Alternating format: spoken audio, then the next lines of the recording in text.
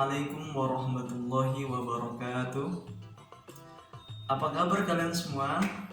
Berjumpa lagi dengan Bapak Asif Andriansyah sebagai guru fikih kalian. Baiklah anak-anak, pada kesempatan kali ini kalian akan belajar fikih dengan tema senangnya sholat dalam perjalanan. Sebelumnya mari kita berdoa terlebih dahulu. Bismillahirrahmanirrahim. Rabbi zidni ilma warzuqni fahma. Amin.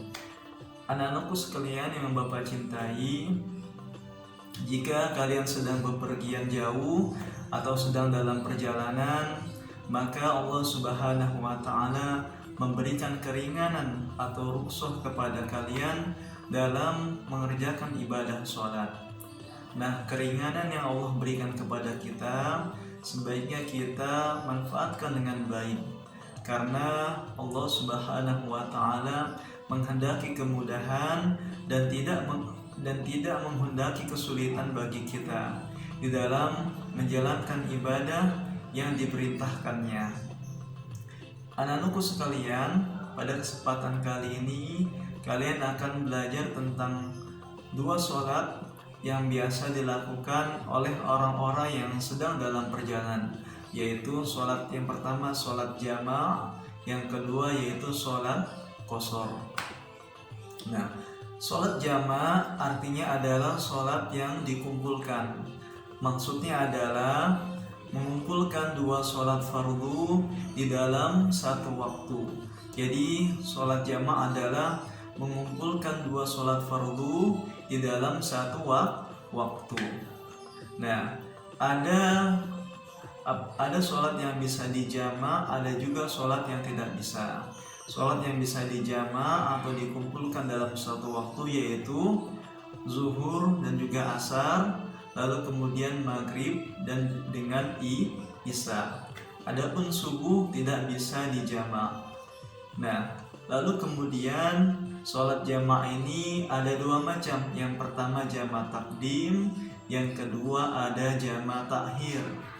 Adapun jama' takdim artinya adalah mendahulukan mengerjakan sholat yang pertama. Jadi jama' takdim adalah mendahulukan mengerjakan sholat yang pertama. Contohnya adalah ketika datang waktu zuhur, kalian maka mengerjakan sholat zuhur.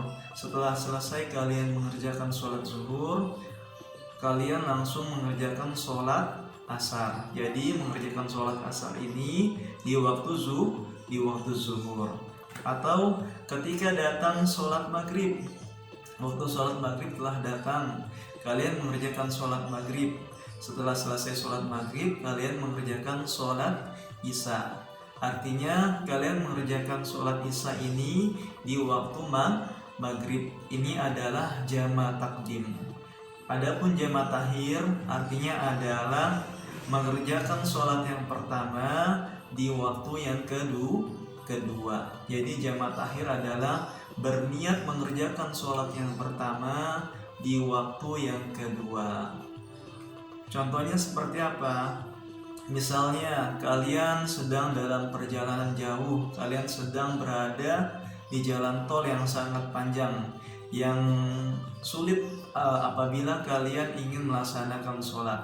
Nah, ketika telah datang masuk waktu zuhur, kalian berniat untuk melaksanakan sholat zuhur ini di waktu asar. Jadi ketika waktu asar telah tiba, kalian mengerjakan sholat zuhur, lalu kemudian mengerjakan sholat asar. Artinya kalian mengerjakan sholat yang zuhur ini di waktu asar. Ini adalah jama' takhir. Atau ketika waktu maghrib telah datang, kalian berniat mengerjakan sholat maghrib ini di waktu isya. Jadi mengerjakan sholat maghribnya di waktu sholat isya. Ini adalah jama' takhir. Lalu kemudian qashar anak-anak, sholat qashar. Yang kedua adalah sholat qashar. Sholat qashar adalah sholat yang diringkas.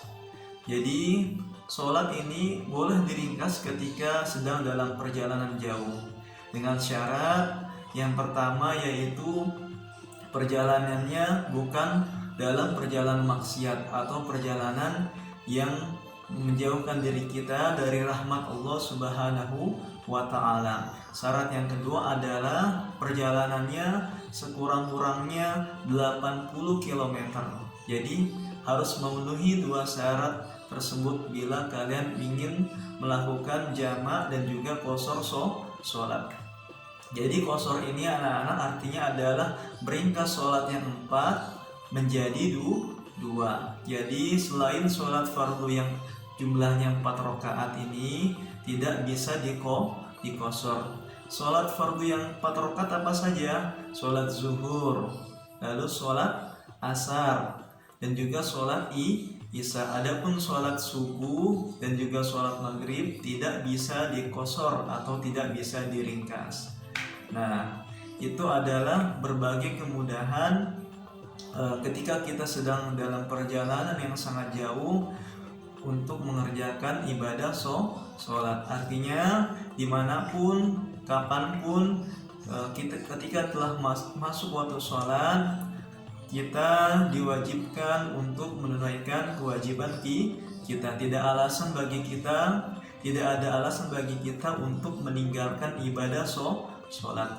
Adapun niatnya, niat sholat jamak dan juga niat sholat qashar, kalian bisa lihat di buku fikih kalian.